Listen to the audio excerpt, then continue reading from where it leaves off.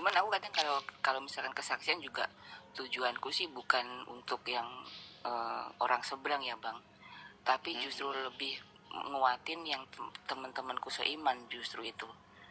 Kayak aku misalkan bikin viti-viti gitu ya, misalkan yang kayak hadis-hadis apa, itu tujuanku sebenarnya bukan ke orang seberang, tujuanku justru ke saudara-saudaraku yang seiman ya, karena mereka itu sebenarnya aku gini loh, ini loh apa maksudnya ini loh ajaranku yang lama, apakah dengan tahu begini kalian mau nih ninggalin Tuhan, ngejual Tuhan kayak gitu-gitu tuh. Jadi tujuanku justru sama orang-orang yang seiman itu yang lebih dikuatin gitu. Karena kalau bicara tentang orang seberang itu kan banyak orang yang terpanggil tapi sedikit yang terpilih ya. Kita nggak bisa ini, kamu begini-begini, nggak bisa. Soalnya emang kalau bukan Tuhan yang memilih nggak bisa. Susah itu. Jadi memang ya itu. Jadi kalau misalkan aku kayak bikin video, tujuanku sebenarnya untuk saudara-saudara seimanku itu.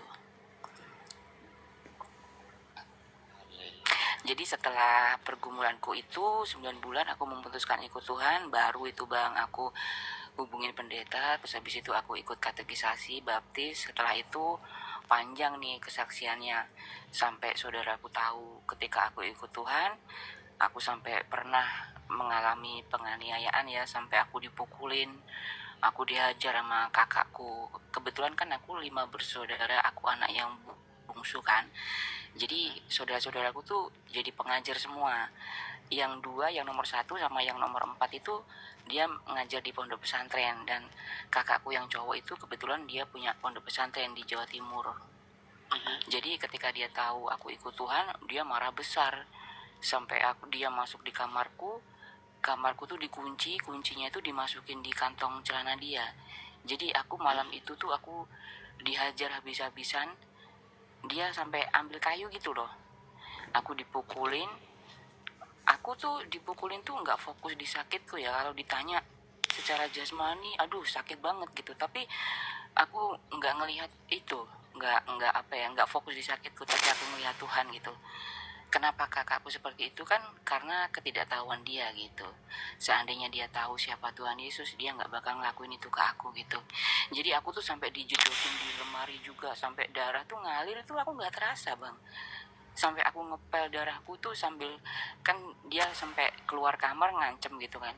Cukup aku yang tahu, jangan sampai orang tua kita, saudara-saudara kita ada yang tahu gitu kan. Nah pas dia keluar itu, aku kan kompres kakiku gitu kan, aduh kakiku tuh udah biru-biru memar gitu kan, udah aduh apa sih, bengkak-bengkak gitu loh. Terus abis itu aku kompres itu, aku bilang ke Tuhan, Tuhan gini banget sih ikut engkau gitu. Tapi di situ aku apa ya, bilang juga ke Tuhan, Tuhan seandainya malam ini aku mati pun aku siap gitu, karena aku percaya mati di dalam Kristus adalah keuntungan gitu. Jadi memang malam itu aku belajar bagaimana pikul salib, bagaimana sangkal diri yang sesungguhnya. Jadi sangkal diri itu berat banget gitu. Iya, cuman aku kadang kalau misalkan kesaksian juga tujuanku sih bukan untuk yang orang seberang ya bang, tapi justru lebih nguatin yang teman-temanku seiman justru itu. Kayak aku misalkan bikin viti-viti gitu ya, misalkan yang kayak hadis-hadis apa, itu tujuanku sebenarnya bukan ke orang seberang, tujuanku justru ke saudara-saudaraku yang seiman ya, karena mereka itu sebenarnya aku gini loh, ini loh apa maksudnya ini loh ajaranku yang lama, apakah dengan tahu begini kalian mau nih ninggalin Tuhan, ngejual Tuhan kayak gitu-gitu tuh. Jadi tujuanku justru sama orang-orang yang seiman itu yang lebih dikuatin gitu. Karena kalau bicara tentang orang seberang itu kan banyak orang yang terpanggil tapi sedikit yang terpilih ya. Kita nggak bisa ini, kamu begini-begini, nggak bisa. Soalnya emang kalau bukan Tuhan yang memilih nggak bisa. Susah itu. Jadi memang ya itu. Jadi kalau misalkan aku kayak bikin video, tujuanku sebenarnya untuk saudara-saudara seimanku itu.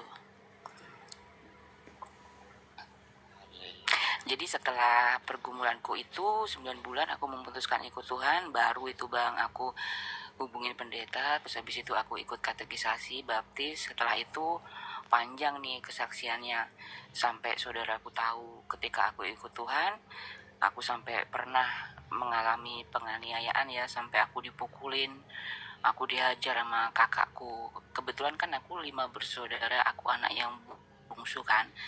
Jadi saudara-saudaraku tuh jadi pengajar semua.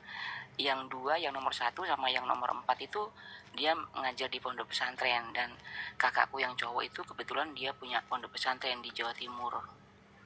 Jadi ketika dia tahu aku ikut Tuhan, dia marah besar. Sampai dia masuk di kamarku tuh dikunci, kuncinya itu dimasukin di kantong celana dia. Jadi aku malam itu tuh aku dihajar habis-habisan. Dia sampai ambil kayu gitu loh. Aku dipukulin.